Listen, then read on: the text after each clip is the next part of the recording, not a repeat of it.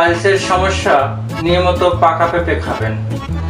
হাড় ক্ষয়জনিত সমস্যা বেশি বেশি করে আঙ্গুর খাবেন। মূত্রজনিত সমস্যা বেশি বেশি করে মিষ্টি কুমড়া খাবেন। জন্ডিসে ভুগছেন, নিয়মিত করে ডালিম খাবেন। ডায়াবেটিস নিয়ন্ত্রণে নিয়মিত করে কালাজাম খাবেন। কৃমির সমস্যা বেশি বেশি করে আনারস খাবেন। কিডনিতে পাথর দূর করতে বেশি বেশি করে পাকা আম খাবেন। নিউমোনিয়ায় ভুগছেন, বেশি বেশি করে কমলা খান। ক্যান্সার প্রতিরোধে নিয়মিত করে টমেটো খান।